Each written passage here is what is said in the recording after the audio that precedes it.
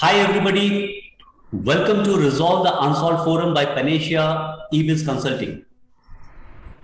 In fact, this is our 43rd webinar and we have been getting constant inputs and suggestions from entrepreneurs all across the country in form of what would be a topic they would like to discuss on.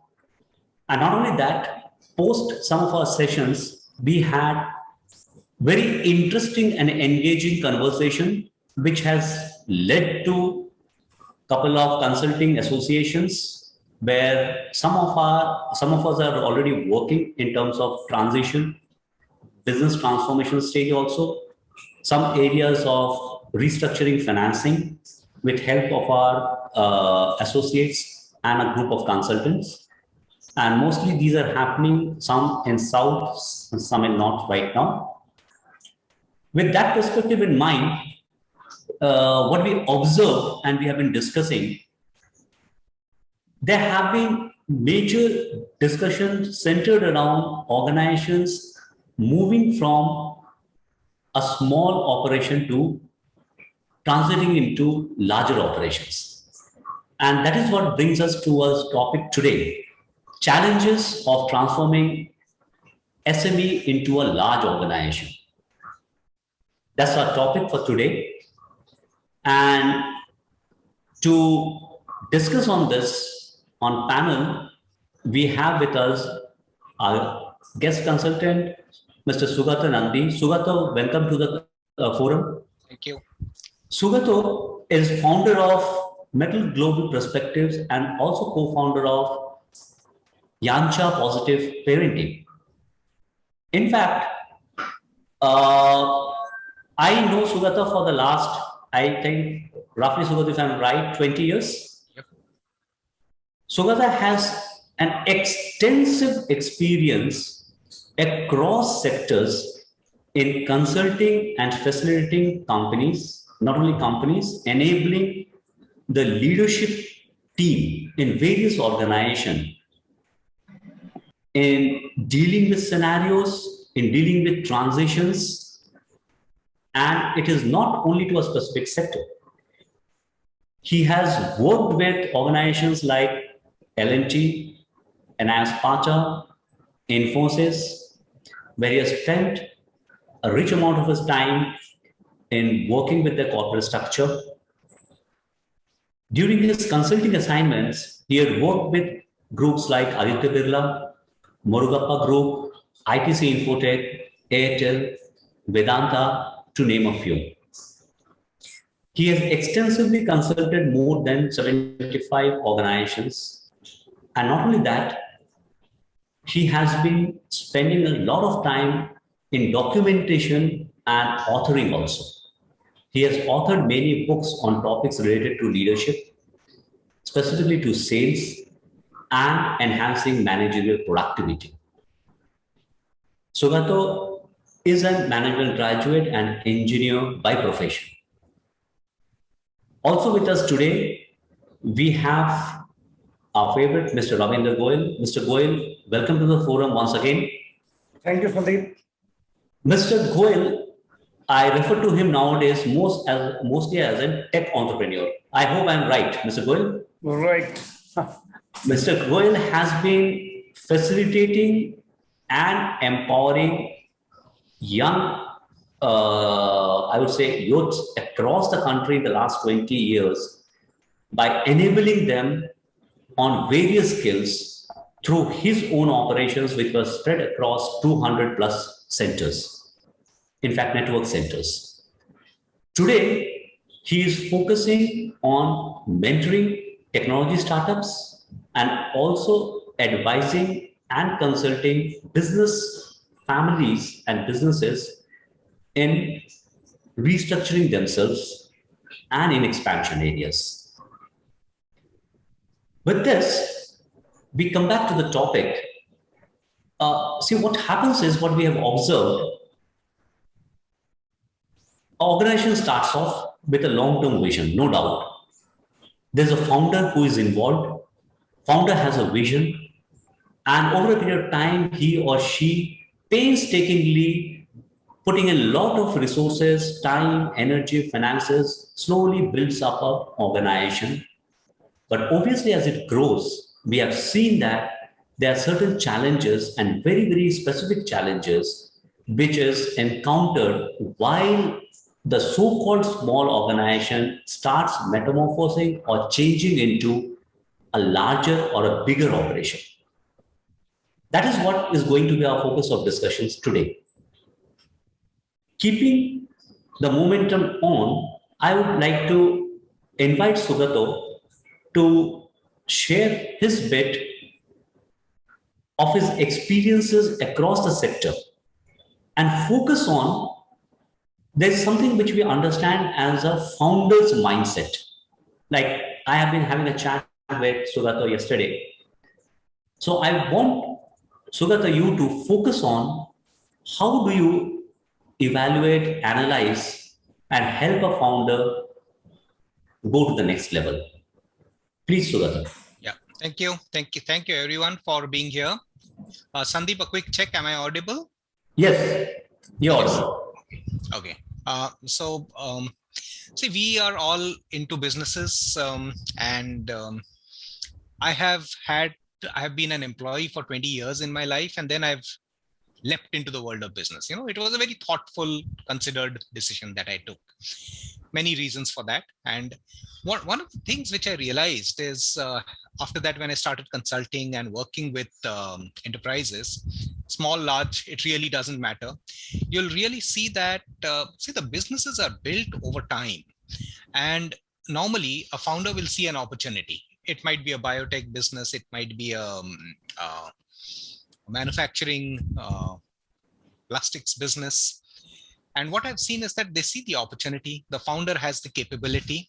He pulls in all the relevant technology, the finances needed, develops an operations model and a commercial model. And going with that, the business starts running. It takes a few years for it to turn profits. And over time, yes, with a lot of hard work and a lot of energy behind that, this starts getting established. Now, once this business starts getting established, the founder over time, I've seen, since I've worked in this leadership space as well as in the business consulting space, I see that the founder very often doesn't understand that the business is a distinct entity. They start mirroring themselves into the business. And as a result of it, what happens are that the good definitely gets mirrored, which is very good thing about it. But the limitations that the founder has also starts getting mirrored in the business. So I have seen founders who, having undergone some consulting with me, they have gone ahead and recruited a CEO. And then so what happens is that the founder is mirrored into the business. And then when the time comes for the founder to, so therefore all the good things of the founder gets mirrored, and all the, a lot of things which are not so great also get mirrored into that. Right. So when I consulted, what I saw was that in some of the cases, the founder, after a lot of consulting, got the energy to go ahead and, or got the shift and went ahead and recruited a CEO. But then within a period of 2 months, the CEO left, and in spite, and of course, I would go back to the CEO and ask him that, what happened? He said that, I was just, for everything, I had to take a rubber stamp from that guy, from the founder. It's like I am also working for the best interest of the business. That person has to understand it. So, that clash happens, and that clash is the founder's mindset, is what I call. You saw, though I don't take names of large companies, but you saw the same thing getting mirrored even in a company as large as Infosys. So you see that again and again when the founder comes back, and then people will say, oh wow, now he'll take it to the new high. When Narayan Murthy again was supposed to step into it, and Nandan again steps into it. This is exact thing what you see in small businesses, in large businesses, and that's why I say that it's not so very distinct. The behavior of human, whether it be a big business or a large business, is again very, very unique and very different, and that needs to be understood. And as business people, one has to sit back and reflect. Yes, this is my business. Of course, it's your business. But the business is a separate entity. It's like a child. That's why we got into parenting, because it's like a child. It is my child, but I don't own my child. Child is a citizen of the country. It's independent. Similarly, business is independent. Yes, Sandeep. Right. Sugat, I think you focus on the perspective very, very precisely. In fact, when you mentioned the business is a child, and all of us know that we don't educate the child ourselves only.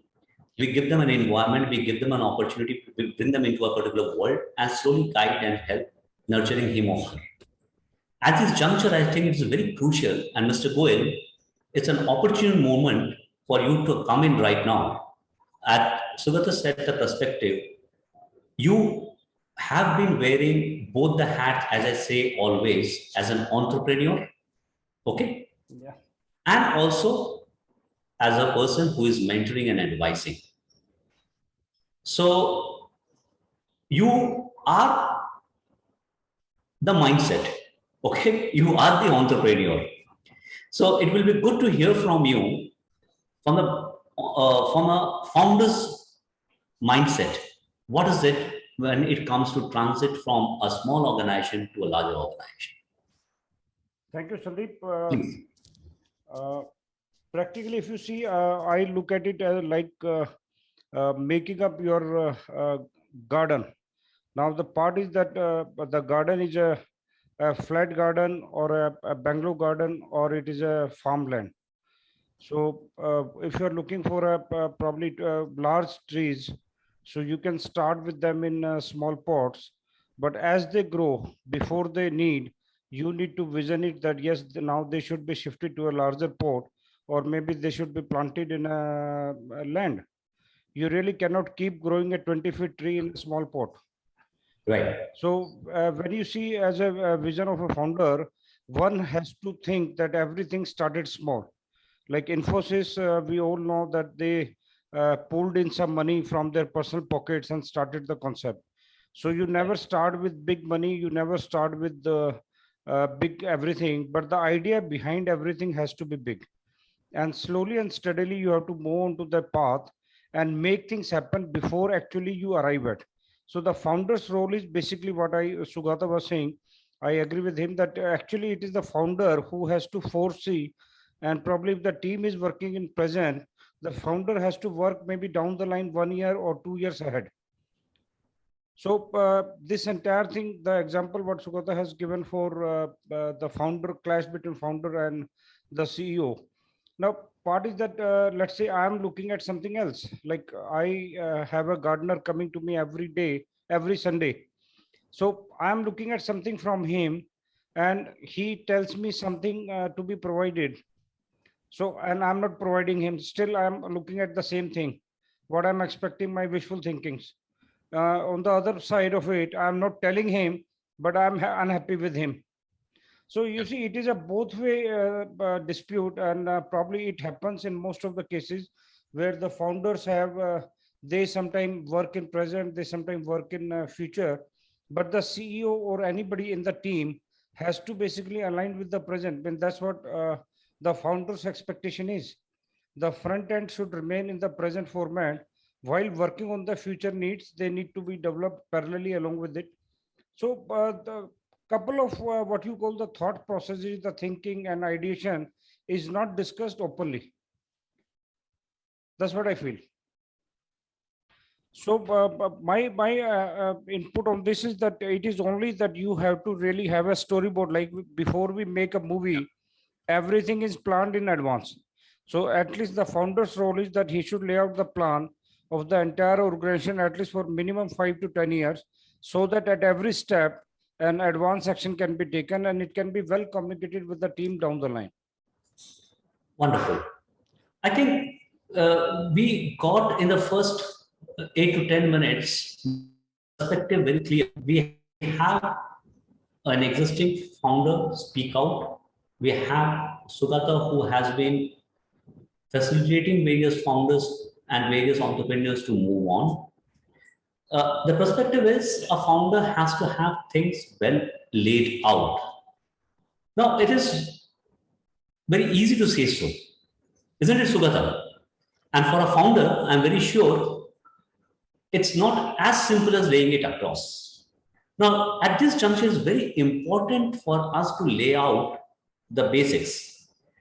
For business, monetary or finance and technology or the machinery or the system which we need to run a business is not enough. Am I right, Sugata? Sometimes the thought process is, I have the money and I have the plant or I have the machinery, all done. Now I do the business. Okay. So it has to be well laid out beyond this. So what we are going to discuss is beyond finance and beyond machineries, what helps an organization transit from a small organization to a larger organization. Yeah, absolutely. And Absolutely. at this, Yeah. you're saying something. So No, I just agreed with you. I just said absolutely. Yeah. Right. And as we go to the next level of discussion, then what is very important, having the mindset, understood the mindset of a founder or getting into the mindset of a founder, keeping that alive, what is the next most important thing?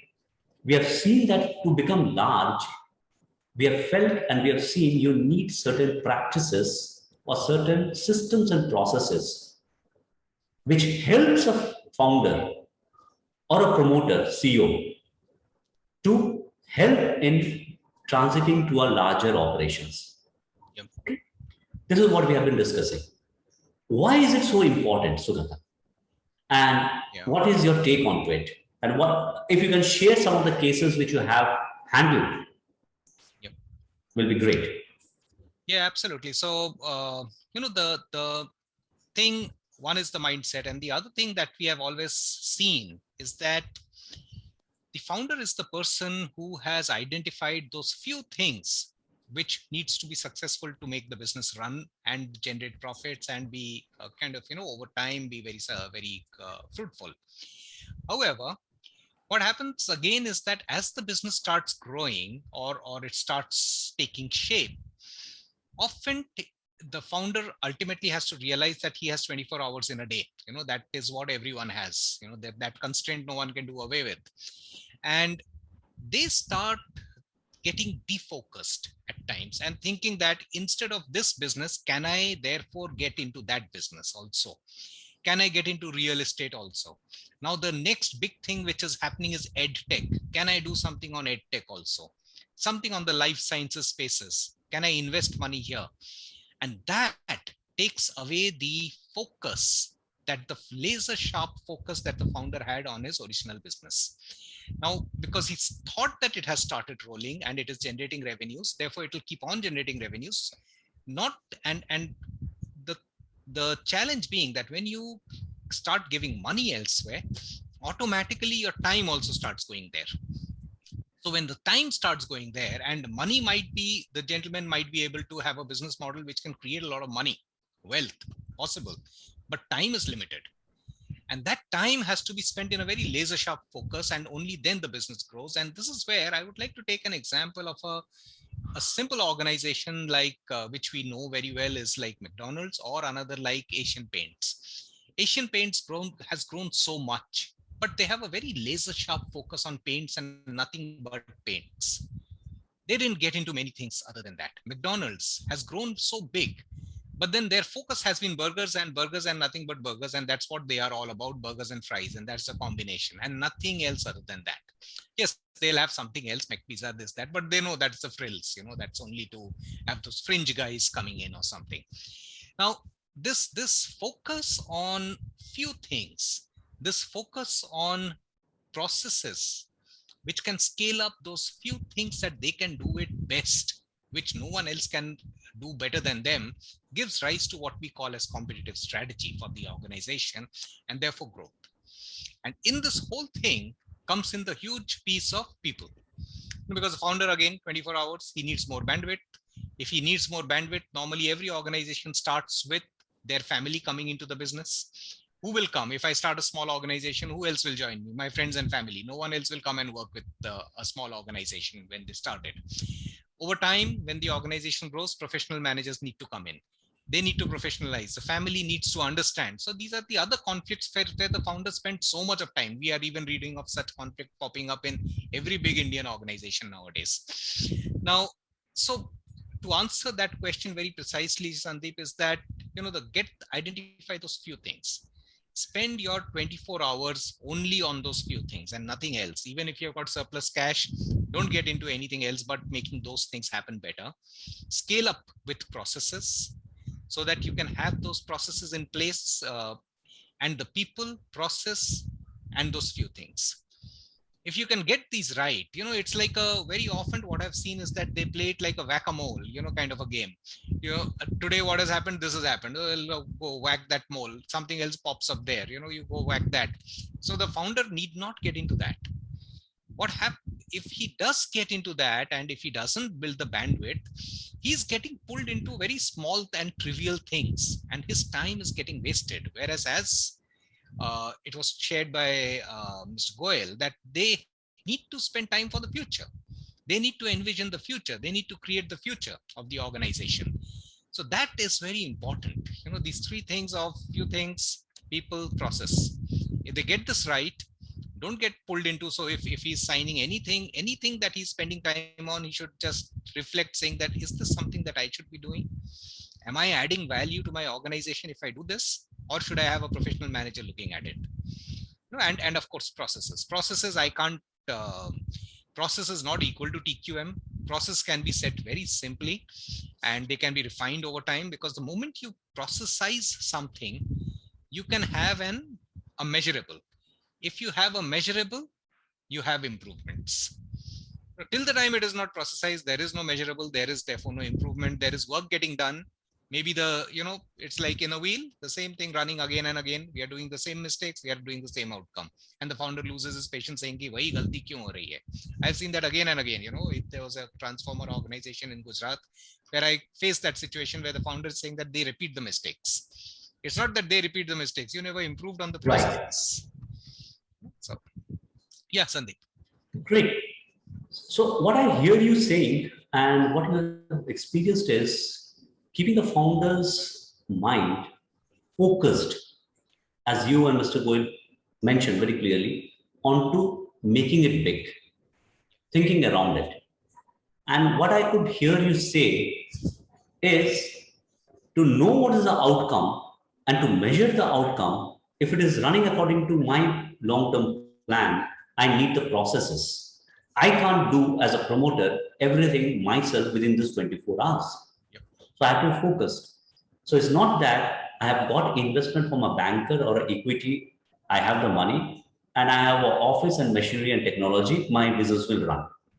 Until I have a focused direction within my mind, next, until I have the proper systems and processes, I will certainly come to a particular level and then I may get stunted. Yep. Wonderful. Now, with this, Mr. Goyal, I think you can bring in certain of your life perspective when we're talking about processes. You have a large organization to yourself and which you have managed in the last 15 to 20 years. Okay. At the same time, you have been also mentoring a couple of new entrepreneurs at this stage. So how do you see a process becoming critical to any organization which is growing? Sandeep, I'll take a cue from my earlier company, which was into vocational skilling. So I remember when I started way back in 97, it was just simply 10 computers and around 1,000 square feet area with 4 people, including one of like me as one of the person. Now there, the first tagline when I started that company was to make it a nationwide company. So that was the first line I just wrote down for me as a target, that it has to be a nationwide company. Maybe in top 5, top 10 was the motto behind it. So definitely when you have this target, so you identify that, okay, the peer group has, let's say 500 centers, or they are present across so many states, so many districts. Everything was well available in the domains.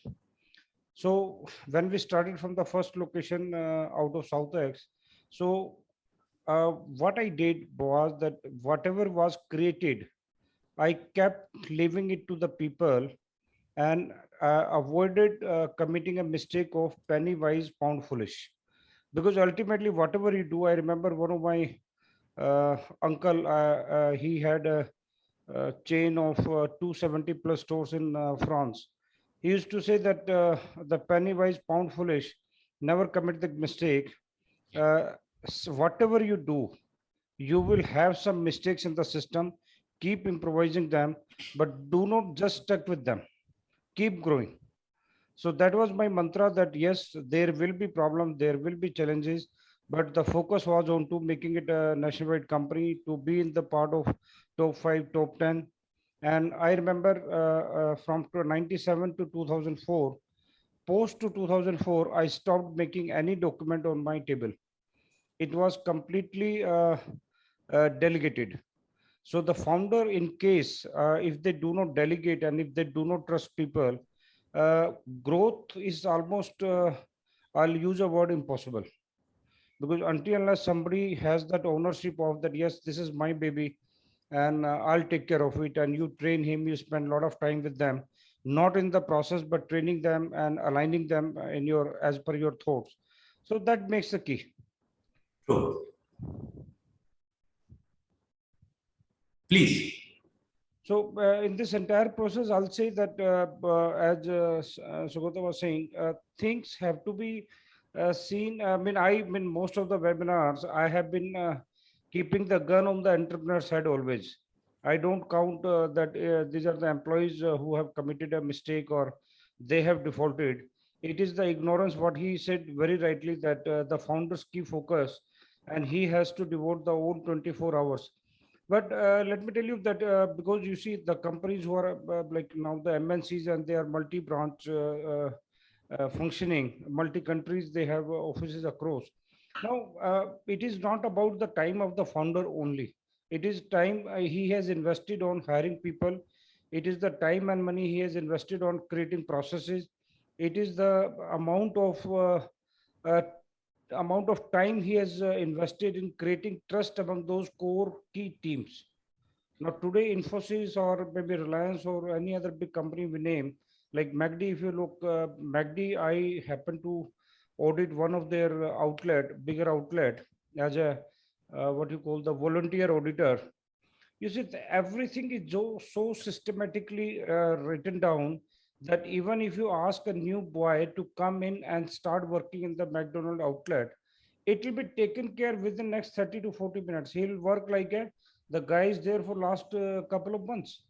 So what you have written, what you have created makes all the difference. Yep. Very much, very much. In fact, I would like to point out, like, as we are taking this discussion further, and I'm tempted to say, because I have been interacting closely with both of you, I'll use both of your examples, both Sugathod's and Mr. Goyal's, with your permission. As the two gentlemen are speaking on this panel along with me, both of them are very focused. I know each of them for quite some time, though we don't always work together. And as I speak, if I'm talking about Mr. Goyal, as an entrepreneur, the entire pandemic, he has been mentoring, guiding, and ensuring that certain tech startups are focused, whether the world is on or sleeping or worried, despite all problems. Those projects today are seeing the lights, going out for funding, as we know, as an opportunity. So focused and staying precisely on and creating systems and processes have helped organizations scale. Because without process and systems, it is impossible to go to the next level. To a certain extent, we can manage. Okay, but beyond that, it's very, very difficult. And staying with this, what happens is when we create systems and processes, there's an integral component to any business, or an integral parameter or integral resources to any business. That is people. Am I right, Sugata? Now, what happens is when a business is moving, it has been managed, operated, and systems are driven by a group or individual people within that business. So as I'm transiting my organization as an entrepreneur or as a founder, and I'm slowly focusing on an element that I need to stay focused, I'm working on creating and planning on systems and processes. How critical, how does people become an integral part of my transition into a larger organization plan? So that please, if you can expand on this and share a couple of your real-time examples, it will enrich us. Yeah, absolutely. So, see, I have been fortunate again to work with some companies, 3 companies, where this kind of a transition was taking place, and where the managing director and the owner, they were like all encompassing. Every design, every product line, everything, every advertisement, Right. everything they'll have to see, and of course, so there were issues, and there were huge manpower issues, which this company's management issues, I must say. So they used to recruit a lot of people, and equally a lot of people will be frustrated. So one thing is getting people on board. Recruitment is just one bit of it, I would say. The bigger bit is that how do you make everyone perform to the best of the ability, voluntarily and willingly. See, it's not that someone is breathing down the neck and therefore some other guy is working and therefore delivering and all. That's not the way it works at all. And for making that happen, for bringing in the passion into the business, it's important for the founder therefore to trust people and be able to show them a path that they can have in their growth with that organization. Because the organization, after all said and done, if I am an employee of a company, I have also chosen to work there, and over time that employee will have some choices. That employee can also leave, but the founder is wedded to the company. Founder is always there with the company. He can't leave unless the company goes down. The founder goes down with it. So, but an employee has a choice. Now, it's important for the founder to understand that and respect that. It's not by saying that I give more money, therefore he will stay and all that.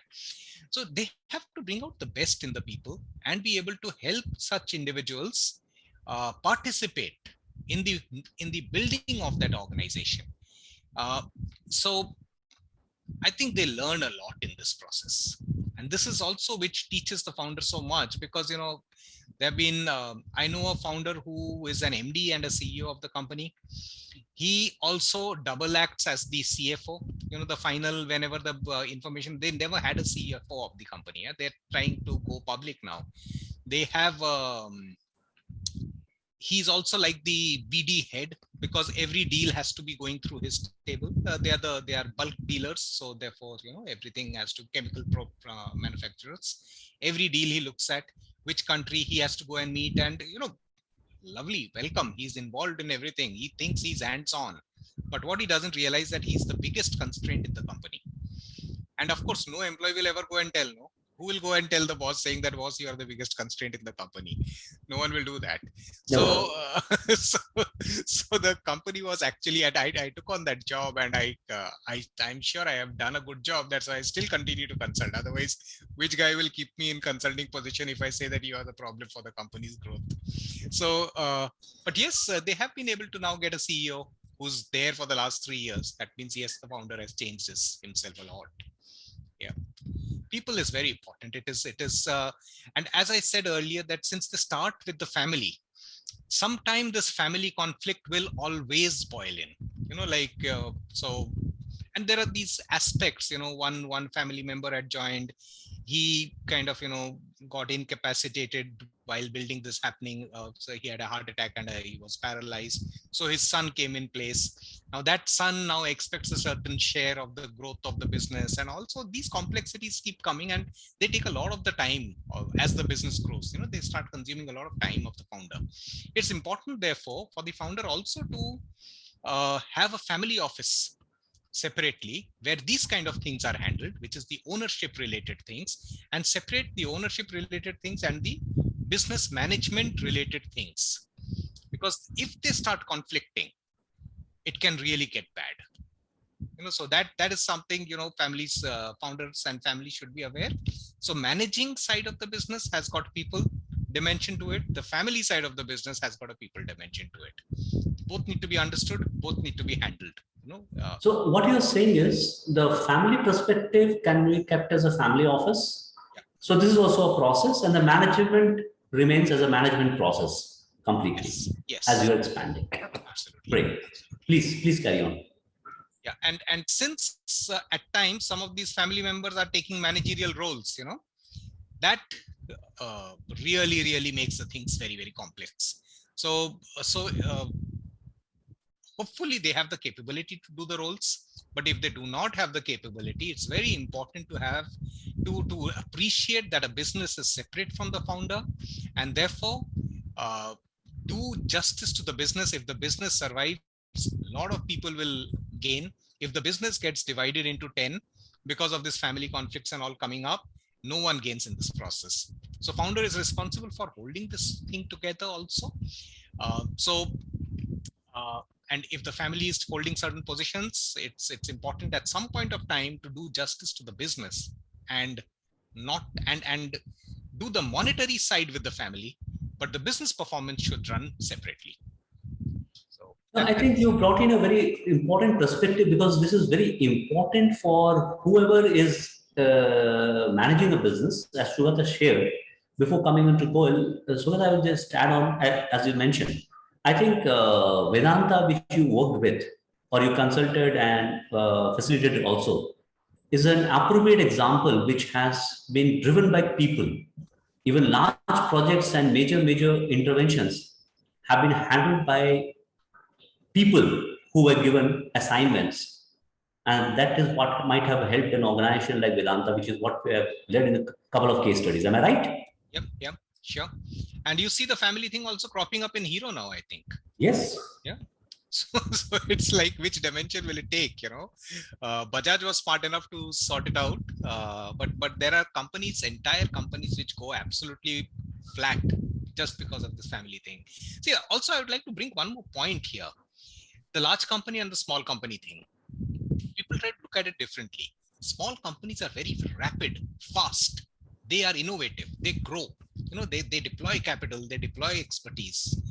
Large companies are also a lot more process centric and all that, and they are more on the stability of the revenues. If they project some X amount of growth, that will happen. If so much of revenue visibility is there, it will happen. These two are two different entities, totally different entities, and that needs to be understood. So a large company, for it to become a small company, is not possible. For a small company to transition to a large company might take time. So therefore, there will always be SMEs. There will always be these large enterprises. But what needs to happen, and perhaps is happening in the Indian system now, is that how can this be connected? As of now, these two are disconnected entities. We do see that Reliance has asked Kalari Capital to start scouting on their behalf. What we see is that how a large company is now trying to engage with a small company through a venture capitalist in the middle, because otherwise it was not possible. So this is a very interesting development. And what I would say is that small and large exists. Their challenges are different. They will always be different, but they need to coexist. And this coexistence ecosystem needs to come in place, which is perhaps currently being done by venture capitalists in between. Right. At this point, I can see a couple of queries are coming up. We'll be addressing it very shortly, Venkat. There is a good query. I'll come to it in 2 minutes. But before that, Mr. Goel, I need your intervention at this stage. As Sugata pointed out very clearly about the people perspective, and also brought in the management perspective and the management family perspective also. And it's true that a small organization grows at a rapid pace and are quite innovative and quite flexible. So sticking to our topic about the challenges of a small organization transiting to a bigger organization, how important are people around this, along with processes? I think Sandeep, again, I'll go back to the founder because he's the major concern for me. Yes. It's like a pilot who's not trained, uh, given the plane to fly. Hmm. Now, as Sugoto said, that yes, we have to be very particular about visioning and everything. Now, if there is no vision or training with the founder, believe me, nothing is going to happen. Now, take an example from our school education. Uh, Whatever worst may be running, but you will find 70, 75, 80, 90% people, students will pass every class, move higher, and probably they'll graduate from the schools, followed by graduation from the college. I see business in that way. If founder has not seen the final outcome, uh, as our topic was from SME to a larger organization, a boy who cannot speak, a girl who cannot speak in the nursery level, he or she becomes an entrepreneur. So that is what the education and continual progressing and mentoring, monitoring, everything is a part and parcel of this growth. True. Same happens in business. Now, if the person, the founder, uh, doesn't see that he started a school of, let's say, on a land of 500 yards, and he's feeling that I'll be running a school till 12th. Not possible. Not possible. So this problem is not with the employees. This problem is not with the management. This problem lies on the founder that, boss, if you are running a school, if you are planning for a school with 3,000, 4,000 students, you need to have adequate land. You need to have adequate planning so that gradually your all the batches from the first standard to 12th standards are being taken care. Right. Gradually you have to upgrade your infrastructure. Gradually you have to have your staff, principals, middle management, other facilities. Everything has to come in place. So that thought process has to be with the founder. Now that is one. Now the moment we say that the thought process is not with the founder, that means he's an investor. Right. So somebody has to play the role of founder for the investor. So then we have to separate both of them, as that one is investor, one is founder. The founder is basically, we cannot just allude him by saying that he could not do it or something like that. Right. Actually, it is him who is going to drive the show, and he is going to probably work on. I have seen there is a company uh, started from the wheel balancing weights, and he was working in the auto factory at a very small level. I'll not say much, but it was like as a driver's job he was doing. And Ji. today he's running a corporate of worth more than 300 crores. Now, so education is not a concern. It is only more about hard work and a passion to drive the business. Now, today probably he buy businesses, factories which are going in lows and make them profitable. And probably Yes. he doesn't know much about finances at all. He understands the profit, he understands the business, and he makes them profitable. So my core is that as a founder, if you do not see that the boy who's entering at nursery level, he'll be graduating in the 12th. If I don't see that plan written on the founder's table, Yes. nothing is going to happen. Right. Right. So And you appoint people, you have consultants, everything you have, but until that is there inside the founder, I mean, people cannot vision for him. People, it's like a painter. If he cannot visualize, he cannot paint. true. Very true. Very true. So see, with this, we come to a very, very clear-cut focus area. In the last 40 odd minutes, which we have been discussing, uh, till what Mr. Goel mentioned right now, is the founder's mindset, right, Mr. Goel? So Yeah. the founder is there as a focus. You are saying something, Mr. Goel? Yeah, I mean, founder is the core, but like as I said in the last, the painting is in the mind of the painter. Yeah, right, right. And we see a lot of like in interrogations, investigations, you have an artist and who will sketch down the face of the person. Yes. Somebody has to be there who can speak what he has seen. Yes. So the True. founder is the person who is going to say that, yes, I had seen something here, it should come here. So the visualization of the business, somebody else cannot portray. That is true. That is true. Visualization of the business, somebody else, with due respect to all founders, cannot be seen it. And that is what we have been focusing on. And that is what has created entrepreneurs and business entities, small or big. Everybody has their equal share in the market, which is there. And that is well respected. And that is where businesses have stuck for years and centuries together. Some have become very big, some have remained fixed to a small geography, well and good, because they have the mandate to be over there. There is no debate, no doubt on that. As we transit, we found that we need to put in certain processes which enables the resources which are invested in to help transit to a larger shape, larger form. At the same time, while we are getting into a larger shape and larger form, people becomes valuable resources and enabler for an existing organization slowly to take shape. And the painter or the founder who has envisioned a larger dream to be implemented. And to get that implementation happening, what I hear both our senior members, panelists say, Mr. Goyal as well as Sugata, that I have to enable those people to implement my dreams through the process and systems which are there. And that is helps an organization grow.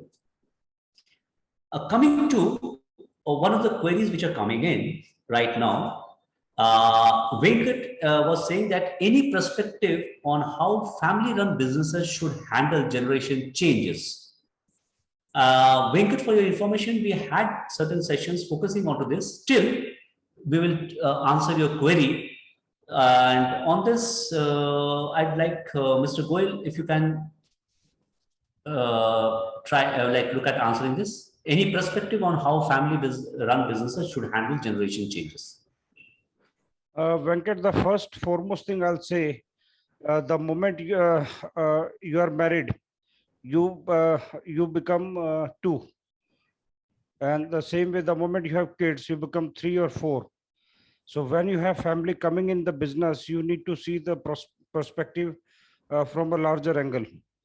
And it is not like a marriage. If businesses are not been able to manage because of family disputes, divorcing that business and starting something new is the best thing I could find out. Now, how to integrate is something like you go to a hospital or a school or an education facility. Every teacher is defined for a class, dedicated to a class. Every doctor is defined for a specialty. Now, any company or large organizations, if they have been able to identify the key competencies of their family members who are willing to join, and they are given those responsibilities, probably family feud is probably the chances of family feud will be quite less. Now, second is the arrogance of the founders or the person who started the company. Now, that sometimes becomes a very big challenge for the newer generation to join in, and they feel that we are a part of this business. Maybe your brother, maybe your sisters, or from extended family, you take people. Until unless you give them the respect of a family member, because there are two things in the family businesses. One, the person is your family. Two, he's becoming a part of your growth plan. So compared to an employee, you have to give him double respect. You have to manage your family relations as well as you have to assign the work and probably give him that respect as well. So in family organizations, until unless you have defined the rooms for everybody to play around, these kind of disputes will definitely be there. And when the arrogance of the founder or arrogance of the key family member becomes very heavy, so people start losing out. And in that kind of a scenario, probably the best part is the person who has been at hit, he should move forward. Or if nothing is working out, so people should see that how it can best be managed in a different way. I don't want to speak because you see, if you have some medical problem and if you continue with it, hardly I see any reason that you'll be benefited after a year or 2 years, 3 years down the line. If you have some emergency, let it be treated immediately and must come out with the solution. Right, right. In fact, these are very important points. If there's specific query, we can handle that. And Sugata also pointed out, like you have a family uh, concept or a family business or family opportunities created side by side, a management perspective side by side. Anything Sugata would like to throw light on at this juncture? I'm sorry, Sugata, I'm just taking another line. Please, please. You see, if you have arrogance in the key family members, Yes. whatever name you give to any particular office, Yes. ultimately they'll be on the driver's seat. Yes. Rest all will be a face saving that because you were feeling bad, we have created this for discussion. But who is the decision maker? That key person again, because of which the problems are there. Right. So, you see, the family has to reach to a level where everybody is respected as a family member as well as for the role he is assigned. Right. Right. Absolutely. So nothing major to add here, just to say that, it's a very complex navigation that needs to be done. And the moment the founder is very clear that this business, I am not the business, this business is separate from me. And I have to do whatever required to make this business prosper and run. And therefore, if there is a tough call, I need to take a tough call. If I need to give shares to a particular family member and say that now you lay off, you are not capable to run, that needs to be done. The way you evaluate a manager, yes. What's worst is if you have an incapable family member who's not competent run a show in a business. That should not happen. And that's what, as founders, we always suggest to founders that be very clear. It is not, don't experiment with a running business which you have built. It's a huge risk you are taking in that process. So there are family business courses. I was in ISB before for Indian School of Business. I used to work there. There's a professor there called Kavil Ramchandran, whose whole life has been dedicated on family businesses. So he has researched on that, and he comes out with a model saying that if you are transitioning from an enterprise to a family business, all of you family members come here in that program, and you can architect the family office in a way so that you strengthen the business, not in a way that you kind of deplete the business resources. True. And this is what some of the corporates have done, from Murugappa to Dower and others who have created this.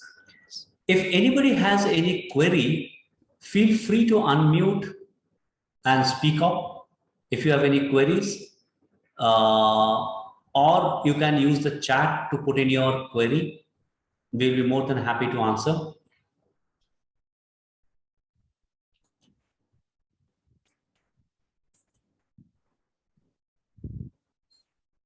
Sanjeev, you are there. You want to add on anything?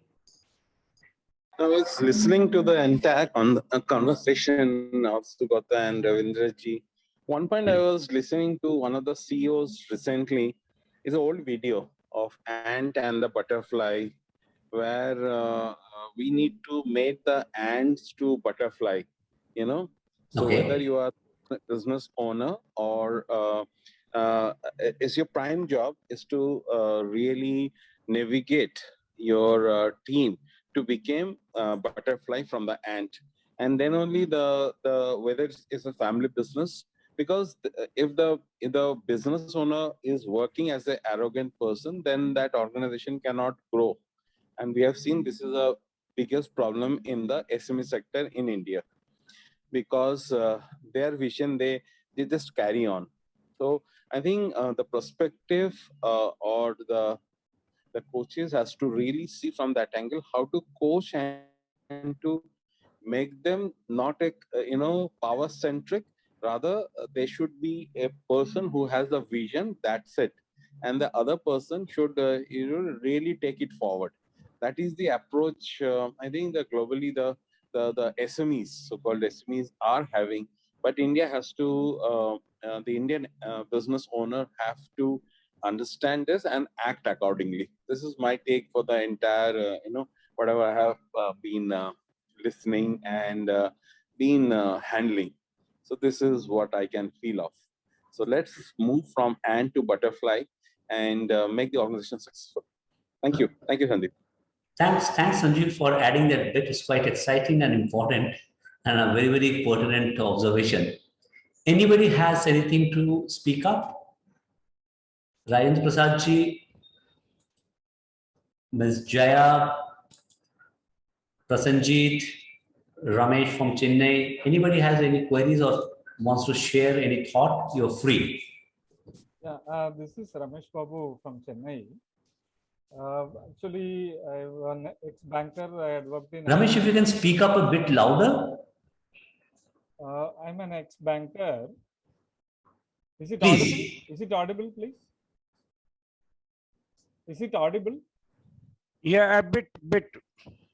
Oh, okay. So it's not audible. So there's no point. Sorry about it.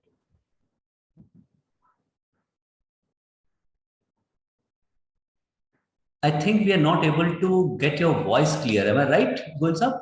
Yeah, his voice was quite low. You can type in your query on the chat.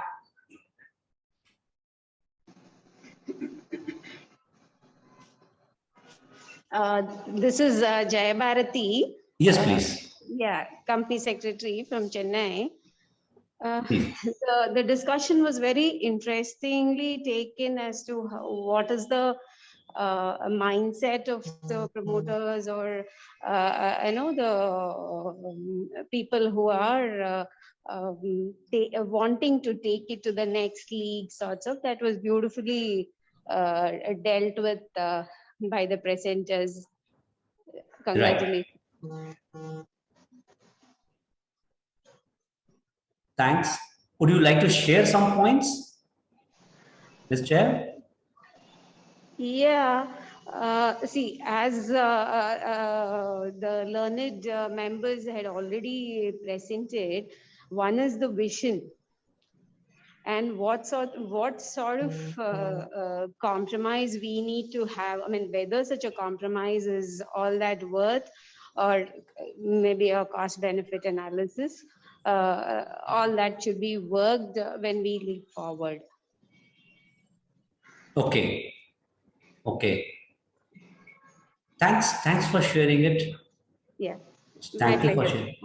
My pleasure. Ramesh has put in a query. He says, if some examples of successful transition can be given, it would be a good takeaway. So, Sugata and Mr. Goyal, any successful examples which you like to share for Ramesh? Mr. I think Goyal first. Sugata will be able to give better examples. Okay, But Sugata, please. Ramesh said that he's a banker. Yeah. So, I think he must be having hundreds of cases where they must have helped them in debt funding.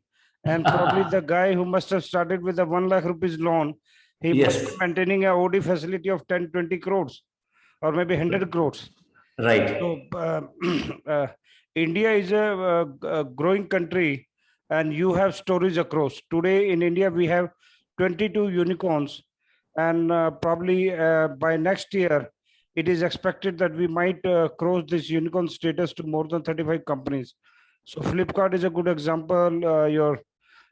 All such companies like Flipkart. So 22 examples are listed in a very golden words. Yeah, Sugata. Absolutely. Yeah. Sugata, please. Yes, just last take here. What exactly happens in the family office? The kind of discussions which happen and the kind of power sharing which is discussed is in a way never known. That happens in a closed confines. And, there is, I have at least witnessed one particular company very closely and how they kind of transitioned. The transition has been not good because they wanted to keep ultimately the family dominated over the business. Sons versus daughters and all that. While we take enough examples of it, the truth is that a family that stays together and builds the business is the one which can kind of, they all have to make their shares of sacrifices. Someone wants, say, I've been running the show, so I should be made the CEO, MD, whatever, all this happens in every business. It happens because, but till the time it is there is no one instance, because these fundamental discussions happens in closed quarters, and we also saw how the Reliance thing fell apart, right? So there is like nothing. You can say some of the biggest company fell apart, right? At the same time, PSUs, which are owned by government, have got a fantastic succession which goes on. So there is nothing. All I would say is that it is the drive of the founder, the kind of leadership status he has in his family, the way he nurtures both of them. So therefore, I always say you have 24 hours, please dedicate time accordingly. Don't spend so much time into the nitty-gritties of managing the business, which others can do very well. And therefore, the family founder has to spend time on the more important things so that the business sustains and grows. And this is where the importance lies of this whole thing. So true. So true. Yeah. I think with that, if there are no more queries, I think we will wind up our session today. I think no more queries. Thanks everybody for joining in and sharing your thoughts and queries, which has enriched the discussion much more. Once again, thank you, Sugata, for joining us from Mumbai and sparing your time. Yeah. Mr. Goyal, thank you. It's always a pleasure to have you on board. Thanks, everybody. And look forward to catching up coming Saturday, same time. Bye-bye. Have a nice weekend. See you.